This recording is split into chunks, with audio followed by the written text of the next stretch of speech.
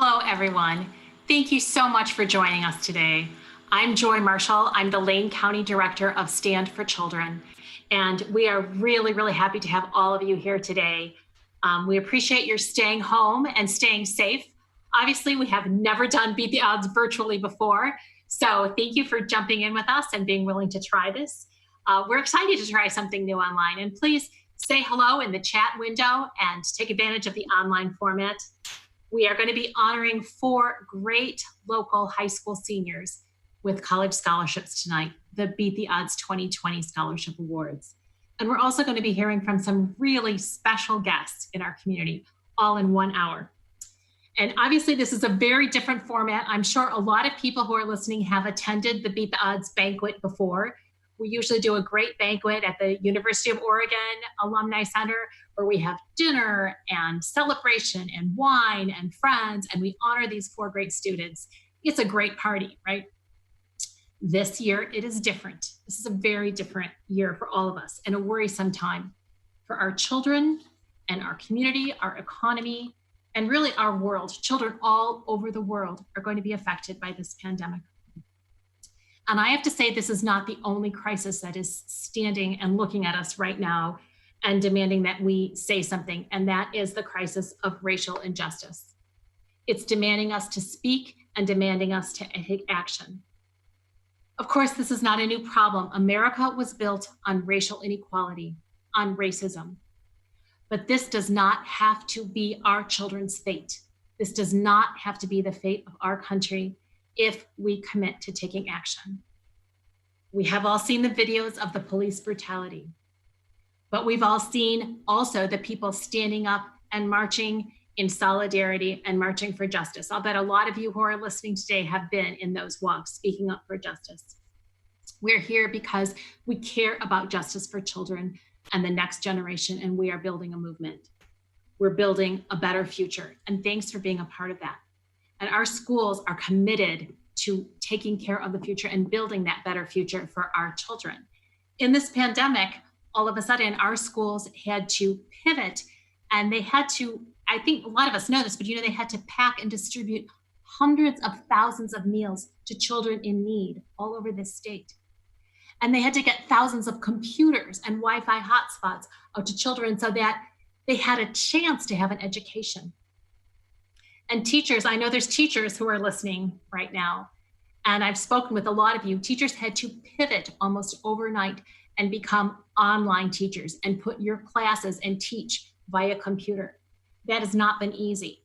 An avid teacher from Eugene told me that was the hardest she has ever worked in her life. And yet these really are just the basics, right? We can give food and computers, but our children need more. We have to take care of their well-being, and we have to not give up on their education in this really tough time. We've spent the last few months reaching out to families and asking them key questions, and they have really been sharing from the heart about how difficult this has been, and we've been giving them support. There's 2 things I've heard that have been the most difficult for parents, and one is being a teacher all of a sudden.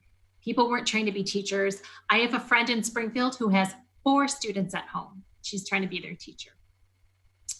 The other very difficult thing that a lot of families are going through is trying to juggle working from home full-time, having your kitchen table be your office, and also being the teacher and providing childcare. That is just really hard. And then on top of that, to try to have your child have a sense of peace and calm, it's very difficult for our families. And as far as the students go, some students really can manage okay with learning by computer, but for a lot of students, they're starting to lose steam. They're starting to feel lonely and isolated because students need personal connection and interaction. And here's an amazing thing that I've been hearing students say: I miss school. It's very poignant and it's very true. I'm going to say this again. Our students miss school, and kids, we miss you too. And today is about being there for all of you, for all the children, and building this movement and celebrating 4 really amazing local high school seniors who, because of their own character and hard work and the support of their public school, have beat the odds and are on their way to college. As our students take the next step, they're all going to be facing a lot more challenges because of the pandemic, and we're going to be there for them. It's so critical this year to support our children. And there are few supporters that I have met who are quite like our next speaker. Reverend Gary Powell and Jane Powell have been huge supporters of Beat the Odds and Stand for Children almost since the beginning. In fact, Gary and Jane have been there to do things that nobody else has done for these students. They have helped them find housing. They have helped them buy books and pay fees because they don't have any other resources. They've bought clothes for them. In fact, in one case, Reverend Powell even performed the wedding of one of our Beat the Odds students. And I believe that she and her husband and their one-year-old baby are listening now. So hi, Edith. Last time we saw Gary Powell, he was walking towards the University of Oregon campus to give us a message. So let's see if we can find Gary Powell.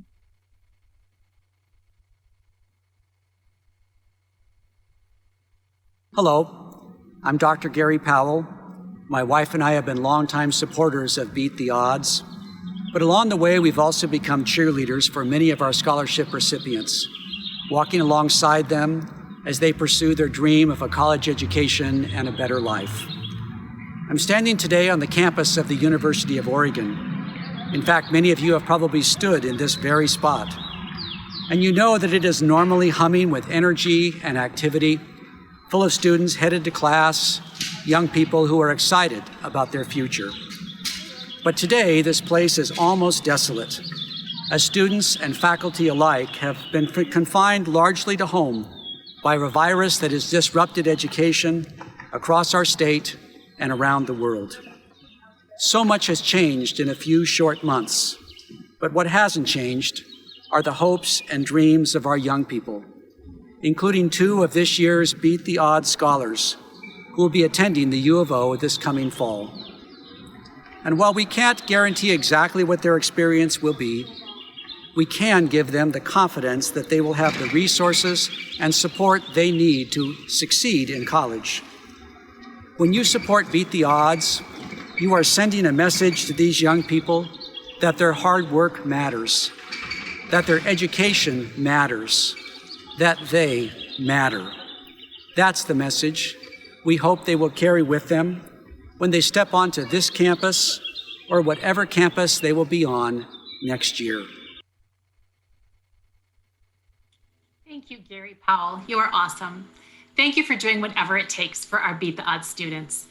And at Stand for Children, we are also doing whatever it takes so that students can succeed. We've been doing so much during this pandemic. We've been reaching out and giving families moral support and direct financial support. We have been bringing in school counselors to talk with families, to give them tools so they can help their kids and to address their questions and their worries.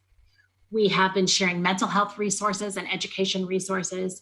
We've been advocating for students in special education because they are often the ones who are most likely to be left behind.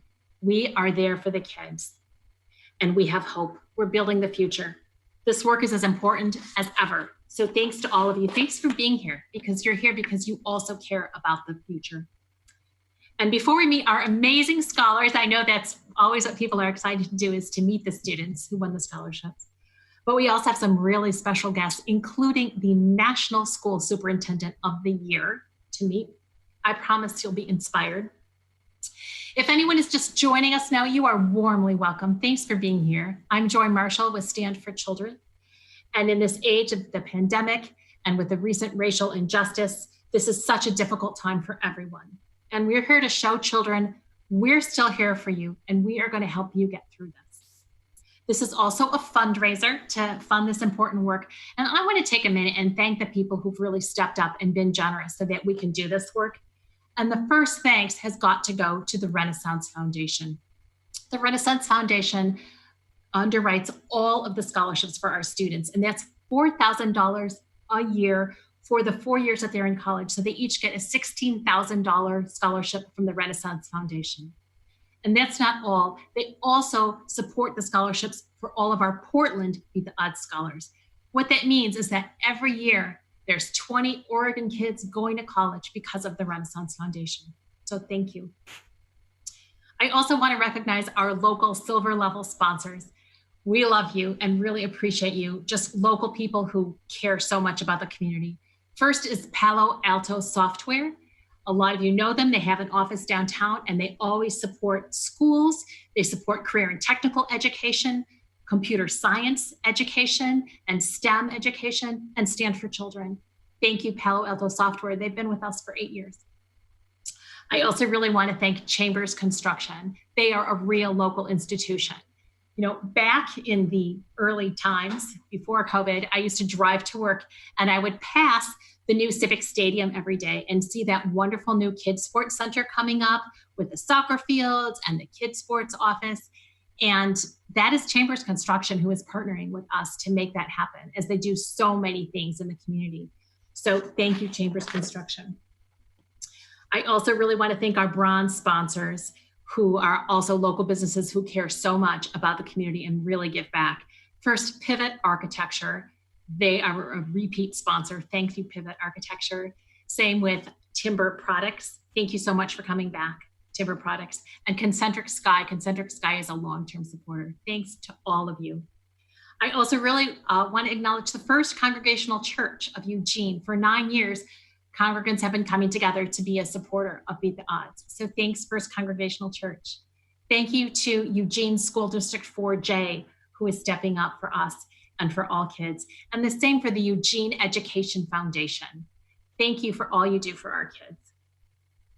There's a lot of individual sponsors, and I know their names are going to be on your screen, but I want to say their names out loud because they're wonderful people. And also, this is kind of a small town, so a lot of you know these people. And our lead sponsors for this program are Christy and Dan Sheeran of Eugene.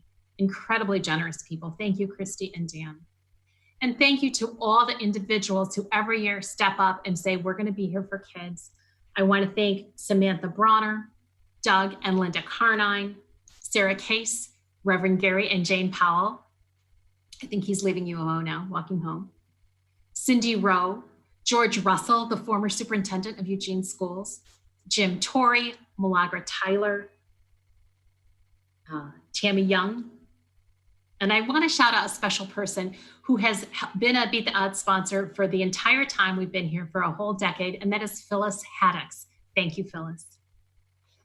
And as we know, it takes a village. I also want to really acknowledge the committee who selects the Beat the Odds scholars. They take hours and they pour over the applications, and it's a real work of the heart. It's very moving. What is so cool is that this year, 2 of the committee members are students at the U of O who are Beat the Odds scholars themselves. And that is Johanna Amani and Alex Goodwin. So thanks, Beat the Odds scholars, for paying it forward. And thanks to the other committee members who were so dedicated, Shaban Kansel and Diana Hoff, Chris Iacofano, Janine Kajatani, Gary Powell, Christy Sheeran, Tammy Young. Thank you for all you do, everyone. All right, it's a great village, isn't it? And one of the leaders is an amazing person that we're about to meet. And that is Dr. Gustavo Balderas. He is the superintendent of Eugene 4J Schools. And if you don't know Gustavo Balderas, you will be amazed. He is the personification of the American dream of opportunity. His parents were migrant farm workers in Eastern Oregon, the poorest of the poor. When Gustavo Balderas started kindergarten, he did not speak one word of English. But through his education journey in Oregon public schools, from kindergarten all the way through his doctorate from the University of Oregon, Dr. Balderas has developed his love of learning, his passion for education, for equity, for racial justice, and for opportunity. He's quite amazing. He's been an educator for almost 30 years. He was a high school counselor and teacher, then an administrator and assistant superintendent, all in Hillsboro, Oregon. He was a superintendent in California, and 5 years ago, he came back to Oregon to be our superintendent in Eugene. He is a state leader in justice and equity. He advises our Oregon State Board of Education. He was a founder of the Oregon Association of Latino School Administrators. And as if that's not enough, this year in 2020, Gustavo Balderas was awarded the National School Superintendent of the Year Award. Wow. So you ready? Let's meet Gustavo Balderas.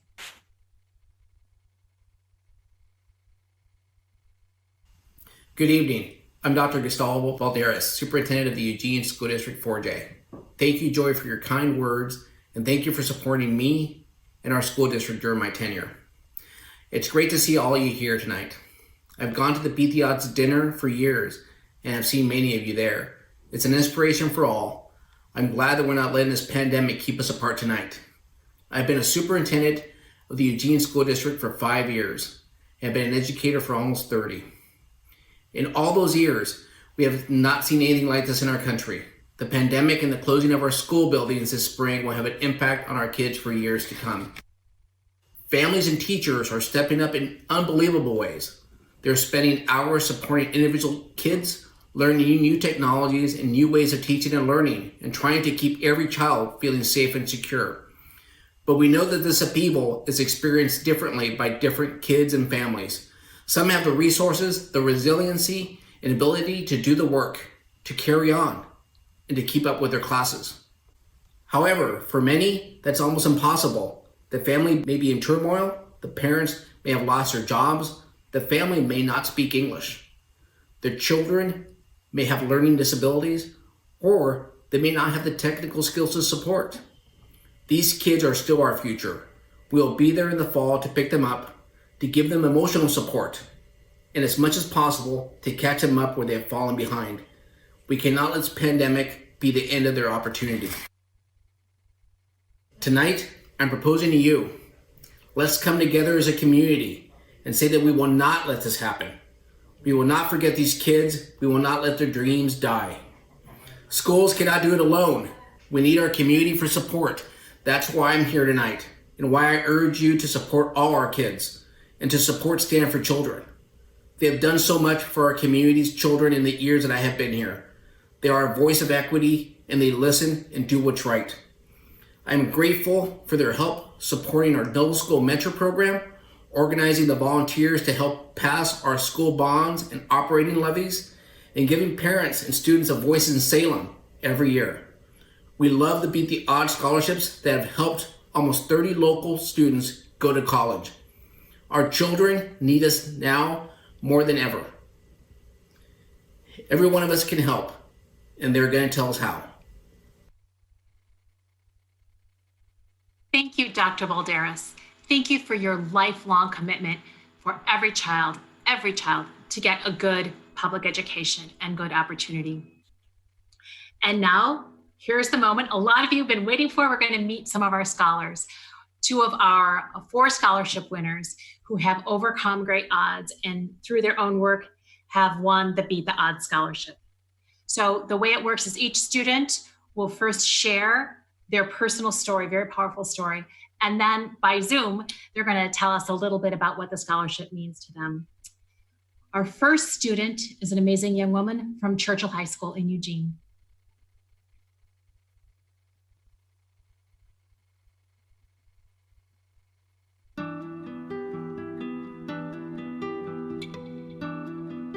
When I was born, both of my parents were in their 20s and unmarried. Their relationship wasn't stable and fell apart when I was a baby. From then on, I lived with my mom, and I only saw my dad occasionally.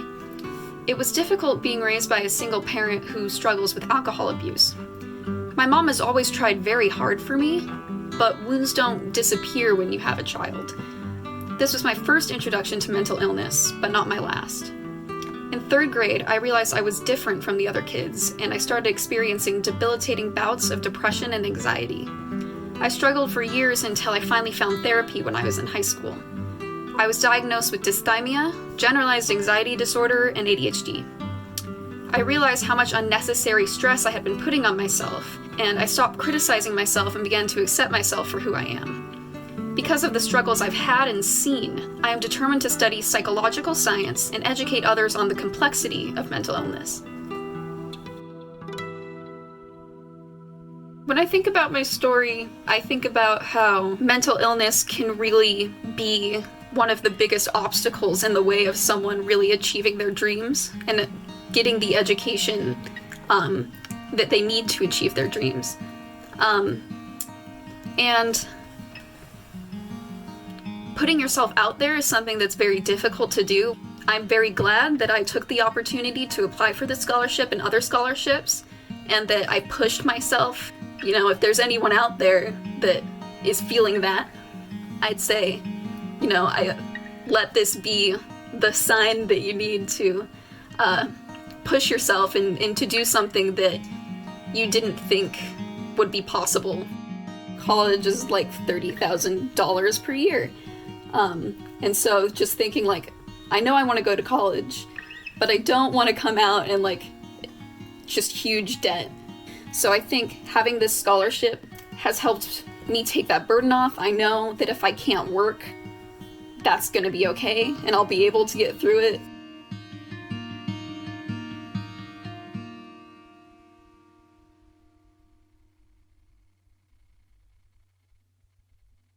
Thank you, Anya. Thank you for sharing your story. You are so brave, and you are an inspiration, and you are going places. And I think you're listening now, so congratulations on getting the Beat the Odds scholarship. And I think you have a lot of family and friends who are cheering you on as well. So great work. And now we're going to meet our next scholarship winner. This is a story unlike any that I think I'd ever heard. And I'm very excited for you to meet Muzzy Keene from South Eugene High.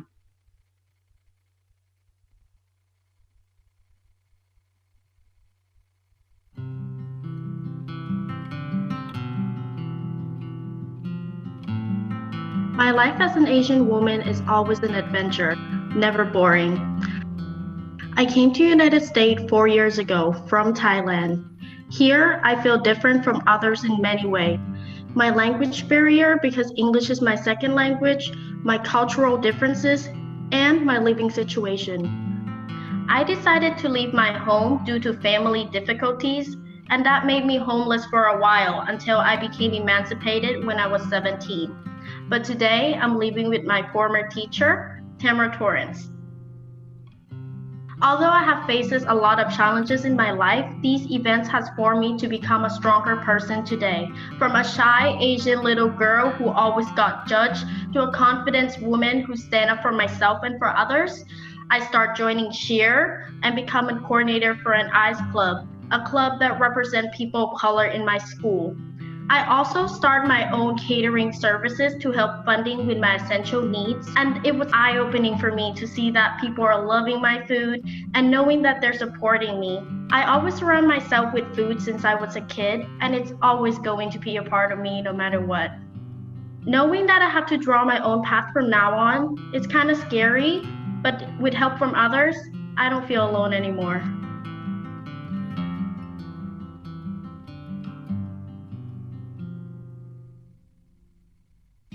Dealing with a hardship, I always think about my future. Like, everything I do right now, it's totally for my future. I want the best for myself.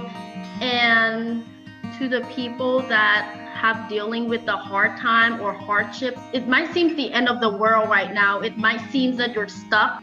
But if you really sit down and think about who had really helped you from the start and reach out to them, that one teacher who always listened to you, caring about you more than just educated you, I feel like it's really important. My advisory teacher, Rebecca Gorgie, she always pushes me to follow my dream no matter what happens. She never judges me. She said, learn from it and go from there. And she is the one who inspired me to become a teacher. Thank you so much for giving me such an inspiration to stand up for myself, to become who I am today. And I promise you that I will do the same for my future students.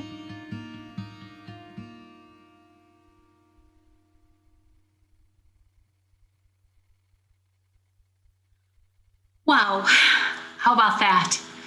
Thank you, Muzzy Keene. You have such grit and spunk and courage. You are going to do amazing at the U of O. And I know that you have a whole village, a whole fan club here from South Eugene High School. So I want to shout out to South Eugene. I want to really personally thank a few of the teachers there who I know go above and beyond for all their students. And first is Tamara Torrance. Thank you, Tamara. And two other people who were really key to Muzzy Keene's village, Rebecca Gorgie and Greg Duncan. We love you guys. I want to also say thank you again to the incredible generosity of the Renaissance Foundation, because you are making these dreams possible for these students. Thank you. Now, anybody who's been to Beat the Odds before knows there's 4 students, there's 2 more students to come, and we are going to meet them in a minute, our last 2 scholarship winners.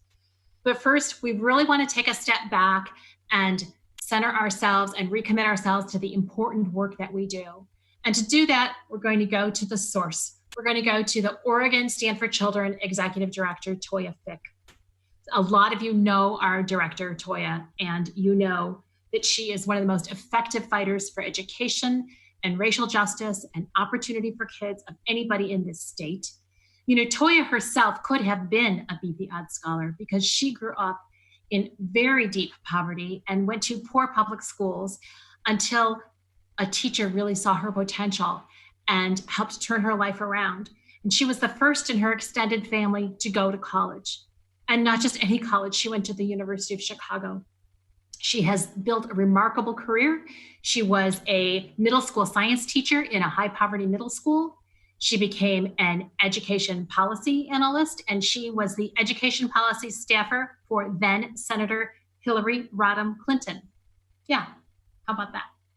She also was the government director for Oregon Health Sciences University. She was the policy director for Stand for Children, and she has been the executive director of Oregon Stand for Children. And in that role, Toya has changed the state of Oregon. Seriously. She was one of the main authors and leaders of the successful Ballot Measure 98, which was a campaign to invest in our high schools and raise graduation rates and expand opportunity and return career and technical education to our high schools. And not only that, but after that one, she founded the Center for High School Success, and that provides high quality, free of charge coaching and support for high schools all around Oregon. We have reached nearly half of Oregon's 9th graders to support them in that critical 9th grade year. Toya serves many community groups. I know she would want me to say that she is the proud mom of 2 wonderful Portland Public School students. Hi, Lola and Lewis. They are great. She's a great, caring, and visionary boss. In this time of pandemic, she is a leading voice for racial justice for children, for good education for every child, and she is my hero. So here's Toya Fick.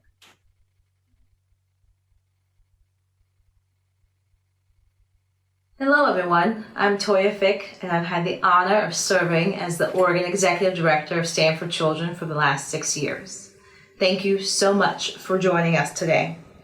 Before I dig into my remarks, I want to take a moment to speak directly to our scholars. To Emma, Edgar, Anya, and Mazikeen, thank you so much for sharing your stories. You are exceptional young people, and you're living through some of the most extraordinary times in our country's recent history. From the deaths of unarmed people of color to some of the largest protests we've seen in our cities in a generation. And most recently, you faced an adversity that none of us could have seen coming. One day in March, you were told not to come to school tomorrow. And that tomorrow turned into the rest of your senior year. All this on top of the obstacles you face in your personal lives. And through it all, you've remained positive, determined, and hopeful. You've proved that with the right supports, any student and every student in our state can thrive. You are truly an inspiration to us all. So thank you for reminding us of what's possible. Now, before I speak to the progress that Stand for Children has made in our work over the last few years, I want to take a second to reflect on what's been happening in our country over the last few weeks. I'll start by saying that I've lived in Oregon for the last 10 years, but I've never been more comfortable here than I have over the last few months. I've realized recently that's because I've been in my own home every day. I've been with my own family, in my neighborhood, walking to neighborhood parks and local grocery stores, and only encountering people I know and who already know me. This means they're less likely to feel threatened by me. They're less likely to treat me like I don't belong or to stare at me as if to wonder what a Black woman is doing in their community. I say that because I believe the injustices that we face today, from the murder of George Floyd and Breonna Taylor to some of the things I just described to you, those injustices can be traced back to our classrooms. They start in our classrooms. Even the fact that coronavirus is having a disproportionate impact on people of color can be traced back to our classrooms. How, you ask? Because the people most likely to be directly and deeply impacted by the coronaviruses are living under the conditions that poverty creates. We all know that the best key out of poverty is education. It's all connected. We can begin to address this by ensuring that children, all of our children, of all races, not only have access to an education that prepares them for their future, but also exposes them on a regular basis to the beautiful and rich diversity that our country has to offer. Here in Oregon, we've made tremendous progress towards that kind of education.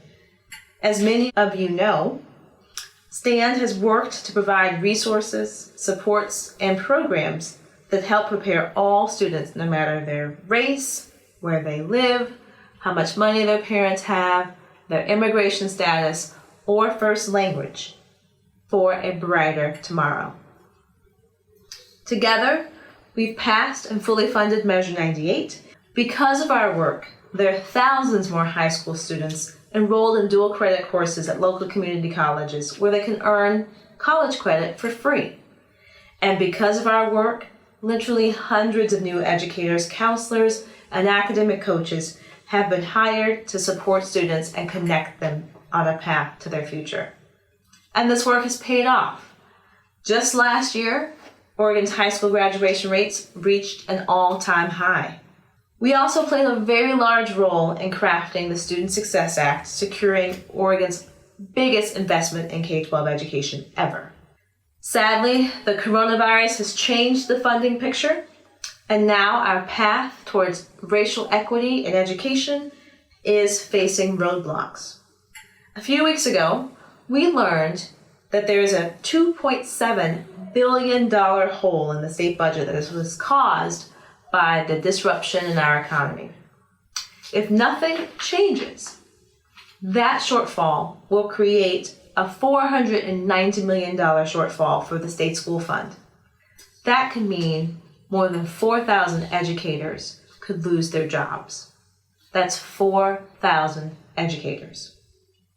That shortfall also creates a $54 million hole for Measure 98, which could mean thousands of counselors, career tech educators, and programs, and free dual credit college courses could be at stake. These programs help students, but particularly low-income students and students of color.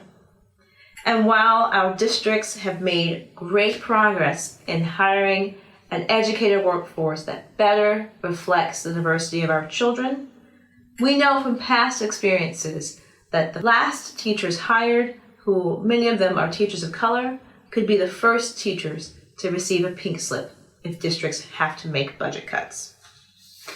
You know, it's hard for me not to ask myself if George Floyd would still be alive if the officers involved in his killing had had Black educators when they were children.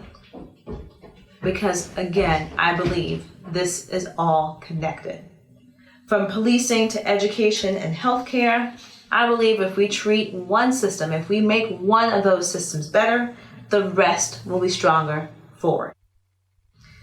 So today, we are asking you to continue to support our work in two ways. One, by making a donation to Stand for Children, and secondly, by signing a petition that will be put in the chat box to show that you are standing with us on the issues that I've just described. We expect the governor to call a special session soon to help address the budget gaps that I've just talked about. And with your help, we can help stave off the cuts to education, to critical programs to keep from laying off educators and keep opportunities that open doors for our children. We need a system that continues to set us up for success, one that helps inoculate us from future catastrophes, be they viruses or hatred. If we are going to protect our future, we must defend our progress. Our work is more critical now than it has been in the 6 years that I've been standing in this role. We've come this far. Now just imagine how much further we can go with your support today. Thank you for standing with us. Wow, was that a call to action or what? Count me in. Let's all step up. Thank you, Toya. You know, Beat the Odds really brings out the best in people, and it brings so many people together who really give of their heart, their time, their resources, so that children have a fair opportunity in life. And we met one of those people earlier, Reverend Gary Powell. He has since had time, I think, to walk home from the University of Oregon campus. So he's at home now, and he's going to share with us why supporting Stand for Children is so critical right now. Here's Gary again. Hi, I'm back home now. And again, I want to thank you for joining us as we acknowledge this remarkable group of young people who have literally beat the odds and are on their way to college. I had the privilege of interviewing each of these students, and I can tell you that I was amazed by their courage, their tenacity, and their dreams. These are young people who have grown up in an age of uncertainty, and yet they're excited about the opportunity to make a difference in the world. And they know that education is the key that opens the door to a better life. When you support Beat the Odds, you are sowing seeds for a harvest you may never see in person. But I can assure you that your investment will be multiplied many times over as these young people graduate and go on to become leaders in the public and private sector. Our local scholarship winner from 2012 was the first in her family to attend college and now has a master's degree and is a fourth grade teacher at a bilingual elementary school. Our Beat the Odds scholar from 2014, whose parents never even finished high school, is now an engineer in Seattle. This is a challenging time at Stand for Children, indeed for all nonprofits. Normally, we would be gathered for a lovely dinner to celebrate our scholars in person. But this year, we are still mostly in our home, celebrating remotely. Despite this fact, or perhaps because of this fact, it is more important than ever that you and I show up and stand up for these children and for all our children in Oregon. As it turns out, my wife and I had promised to pay for a table at the Beat the Odds banquet, and after talking it over, we decided to donate the $500 amount to Stand for Children this year. Maybe some of you can do the same thing today, or maybe you can do more or less. Whatever the case, I hope you will join Jane and me in supporting our Beat the Odds students and all of Stand for Children's work to make sure that all students have opportunities in life.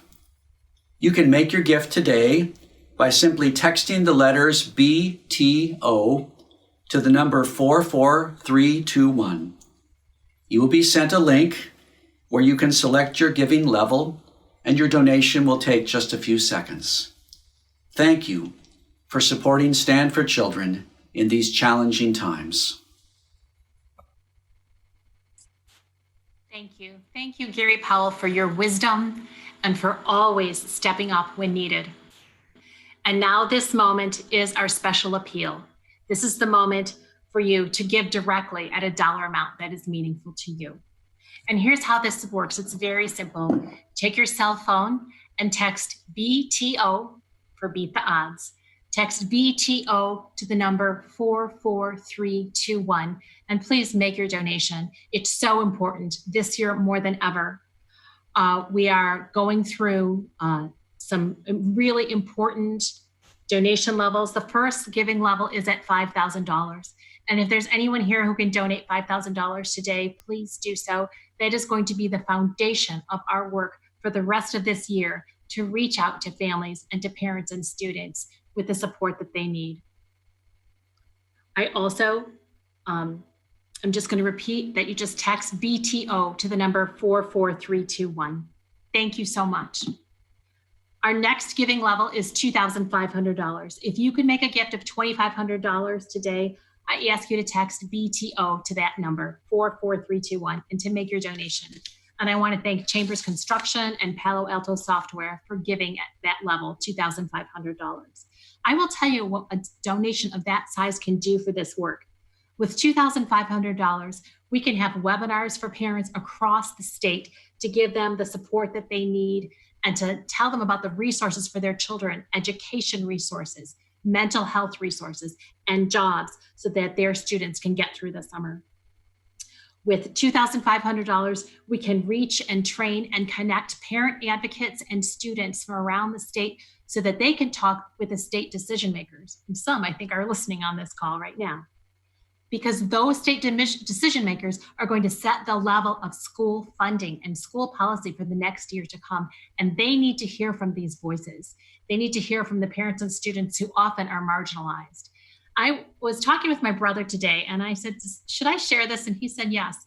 So I'm going to tell you all, I have been a community organizer for 34 years. That's true. I may not look like it on the screen, but in those 34 years, I have never seen a group that does what Stand for Children does. Nobody else does this level of parent outreach and raising that voice. So I hope that you can support this important work. Our next giving level is $1,000. If you can make a gift of $1,000, please do that now. Just text BTO to that number 44321. With a gift of that size, we can run parent support groups all summer in Eugene and Springfield so that parents have the resources and mental health resources they need, and so they do not feel so isolated and alone. This makes a huge difference for parents throughout the community. We really appreciate there's been a lot of donations coming in. People who have donated $1,000 already. We have an anonymous donor at $1,000.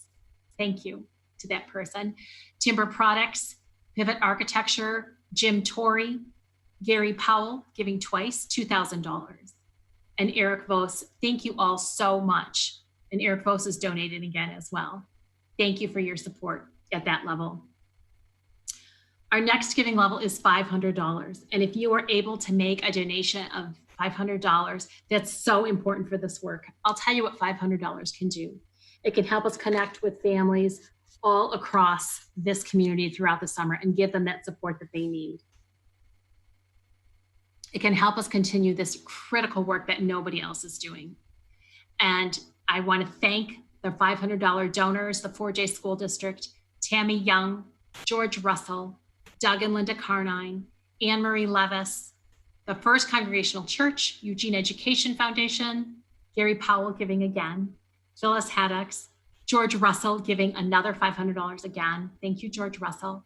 Cindy Rowe, longtime supporter of Stand for Children. Thanks to all of you. My heart is pretty full right now.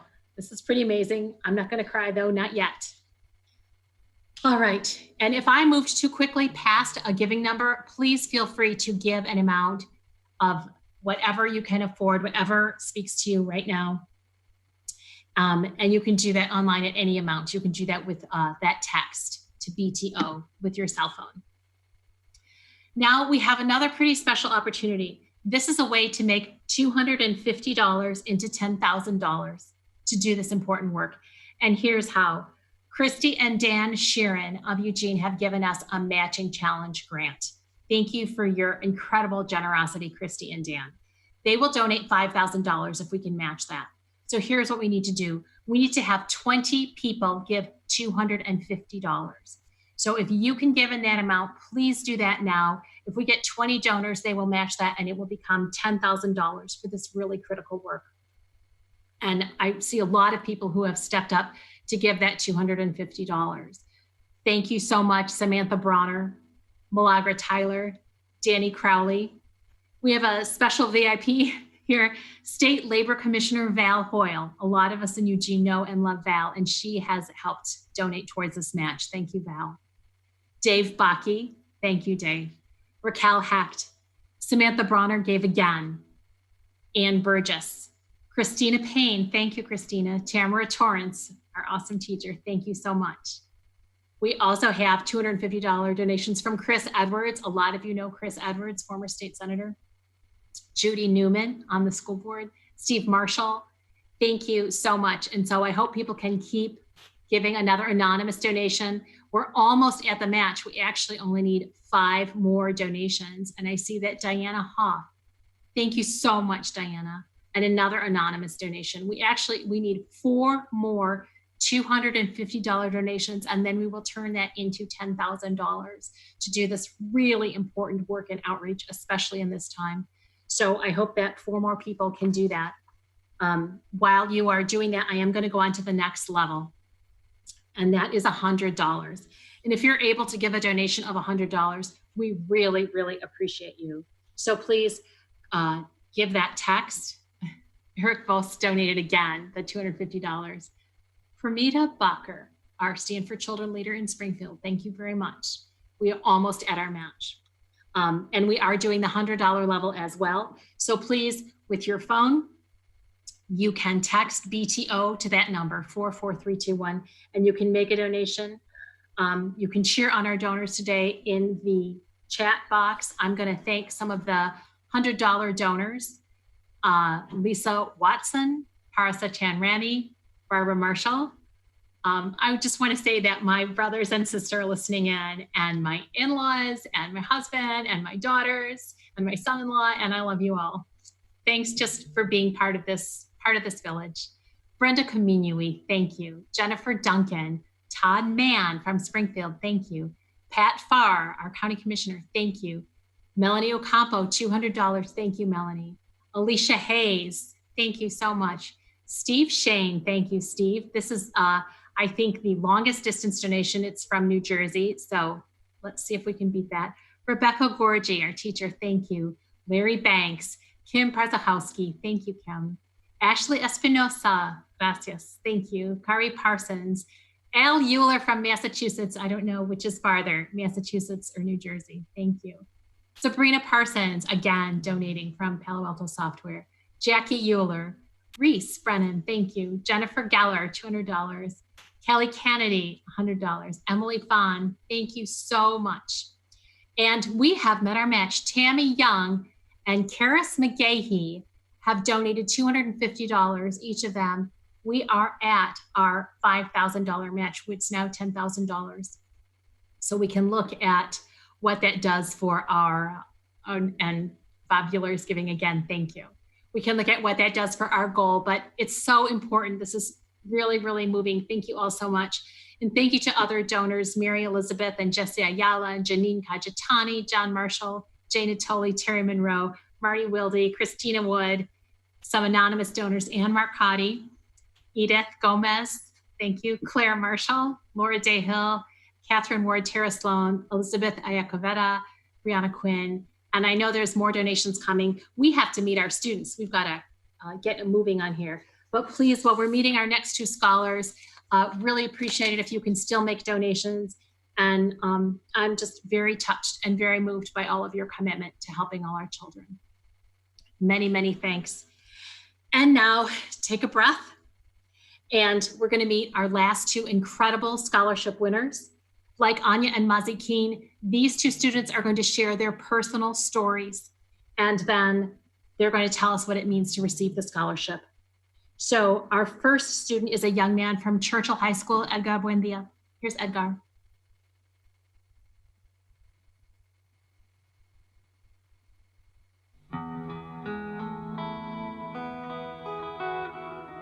When I was 2 years old, my parents decided to migrate to the United States in search of a better future for my siblings and me. I had to leave my extended family. Some I will never see again because they've passed away and I wasn't able to say goodbye. When I was 12, I started working with my dad to help support our family and have been working ever since to try my best to provide what I can.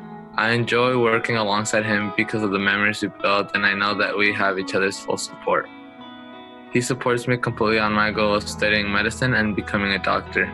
I want to become a doctor because growing up, I was not aware that I was born with a lifelong bleeding disorder until I made an emergency visit to the hospital. I have to treat this disorder for the rest of my life by injecting the medication needed to clot normally.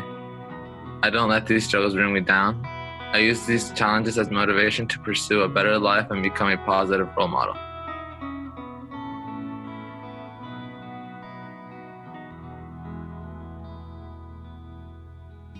The support that I've had from my high school has been tremendous, I would say. They're always there to check on me, to make sure I'm on track to graduate.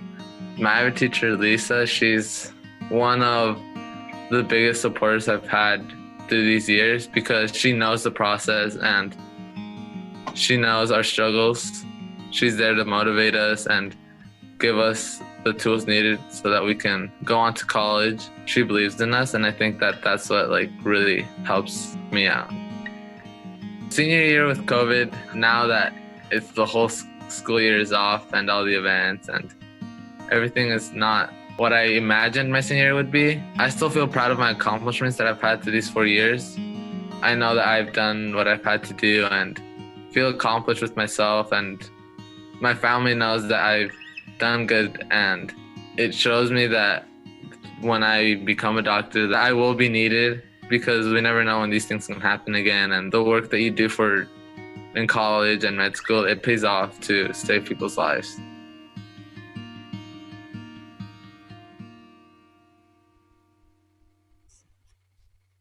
Wow. Thank you, Edgar.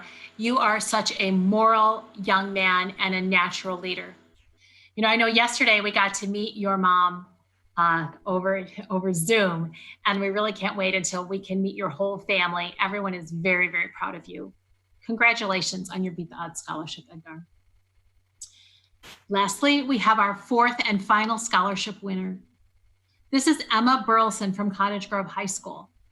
I know there's a lot of people from Cottage Grove who are listening today, and they're very excited for several reasons. First is Emma's an amazing person. Second is Emma is her high school valedictorian this year from a distance.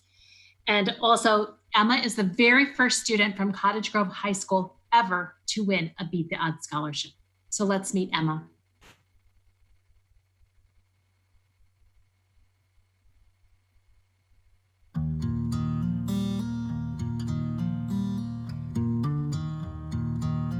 Struggle is a simple word used to describe years of pain and to soften something dark and dirty.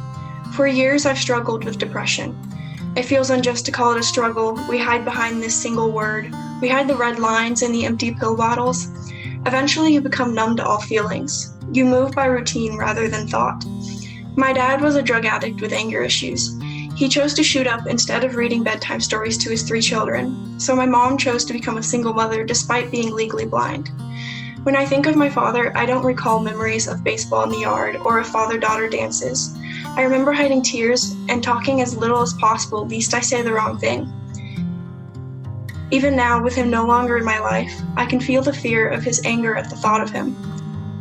Happy is another simple word, one we often confuse with achievement. 4 smiles today, 4-point GPA. I began to put too much of myself into my achievements. I measured my worth on them and poured over every little mistake. This deepened my depression and led to suicidal tendencies. Math was the rope that pulled me up. Mistakes weren't messy and confusing. They were laid out in your work, easy to trace. Mistakes in math were beautiful, like pieces of a puzzle, like water bending to rocks in a river. Math taught me being wrong is brilliant. Math showed me that the errors of a father didn't have to affect the rest of the equation. School was never really something I cared about. And then in 6th grade, I had this teacher who really took notice of me. And it was just the first time I had that teacher who really believed in me. And she was a math teacher. And she showed me this whole new world really made up of numbers. Once I got farther into math, I remember I'd help these people who were older than me. They'd be like, how do you understand that? And just I was like, I just do. It just feels right, It felt good to really fit in somewhere. At college, I want to focus on creative writing as well as applying biomimicry to engineering to create houses that are sustainable. And I want to create a world where instead of crushing the environment to build on it, we incorporate the environment and become a part of it and instead enhance it.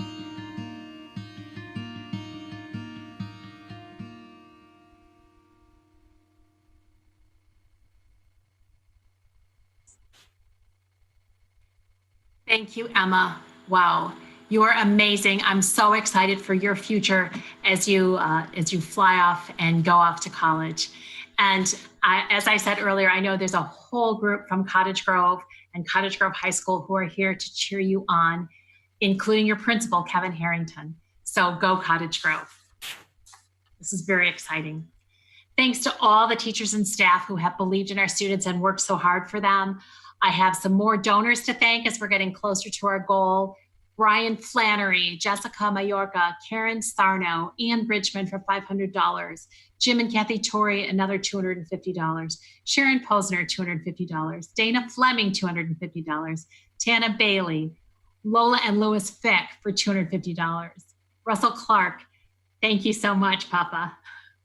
Thanks to all of you. And please, if you haven't had a chance to donate, we're still taking donations and we still need it for this work. I want to tell you about one more person. Back in pre-COVID days, it seems like a long time ago, I used to go to a lot of schools and I'd meet many students and teachers and principals. And there is one high school principal who really stands out in my mind. And he's an amazing person. Ethan Udosanata from North Eugene High School has a vision for his students, and you've got to hear about it. Here's Ethan.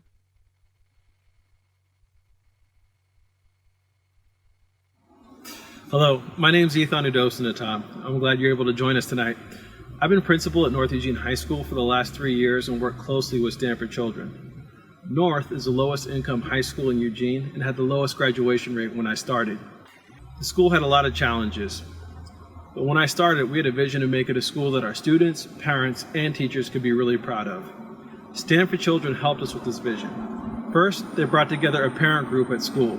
We had no parent group at all before that. The group organized parent education programs and turns out people to events like parent-teacher conferences. Our college information night used to have about 50 people show up. Since Dan started inviting people with personal phone calls, we now have 150 people attending these events regularly.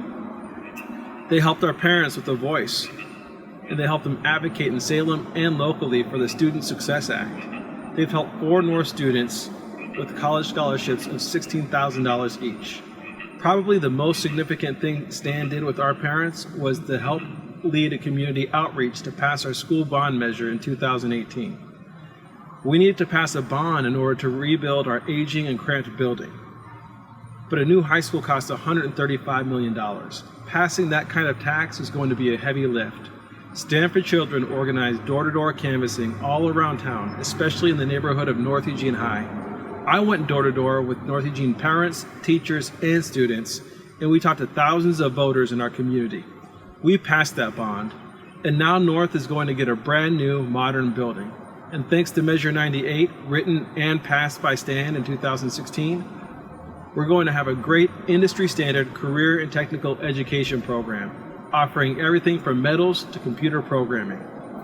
And what happened to that vision? At North, we raised the graduation rate by 16% in 3 years, from 70 to 86%. That makes a tremendous difference to the future of about 50 kids per year and hundreds who are at our school right now. We're a school now that we could really be proud of. This group matters. We're facing new, uncertain times, and we need to be there for this generation. I hope you will support Stand for Children. Thank you, Ethan. Thanks for being in the trenches with us and for making such a huge difference for thousands of kids. I just want to check up briefly on the fundraising on a thermometer. If you haven't had a chance to make a donation yet, just at any time, please pick up your phone. We have a couple minutes left. I want to thank Jonah Edelman for his gift of $250. Thank you, Jonah. my old friend. And I just have one other quick video to show you. Today's students have some incredible futures ahead of them. And we wanted to ask them to share a little bit before we wrap up. So here's our 4 scholarship winners again.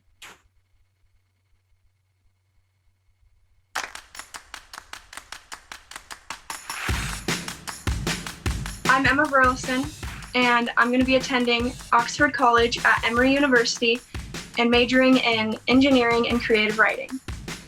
Hi, my name is Masaki, and I will be attending U of O this fall, and I will be majoring in psychology and minoring in special ed. Hello, my name is Edgar Buendia, and I will be attending the University of Oregon next year. I will be majoring in biochemistry.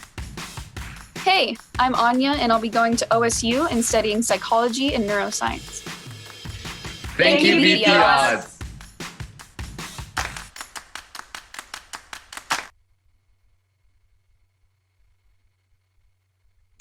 Congratulations to Anya, to Edgar, to Mazi Keen, and to Emma. And thank you for sharing your stories with us today. We're really moved by you. And thank you everyone for stepping up. Thank you for all the donations. Some more donations, Paula Peters, Kari Parsons, thank you so much. I also want us to remember Toya's call to action. If you look in the chat, there is the link to the petition that she mentioned. And I urge you to sign that, to say that you stand for diversity and equity and representation in our school staff so that all of our children can succeed. So if you could take a moment and sign that petition, take some action and make a difference. Thank you. And we have so many sponsors to thank for your support. You know, when we realized we could not have a banquet anymore and we called our sponsors and said, sorry, banquet's canceled, people didn't say, oh, well, I just want a table and dinner. They said, I will give you my donation anyway. And that was really moving to us. So just thank you everyone for stepping up anyway. And many of you for stepping up multiple times. And we're just grateful to each one of you, and they are listed on the screen. So really want to acknowledge them. I also want to thank our production partners, Swaim Strategies, who have been incredibly professional and held our hands and made this possible. And right now they are making this magic happen from their own houses, as we're all in our own homes nowadays. So thank you to Swaim Strategies. And this broadcast is going to be on our website, on the Stand for Children Oregon website. So you can send friends to it. They can meet the students. They can hear about our work. People can make a donation. We really, really need to still reach our donation goal so that we can continue to do this work. So I urge you to share this with your family and friends. And with that, we are done. We wish your children all the best. And we wish you health and safety, justice for our children. And thank you for being at Beat the Odds.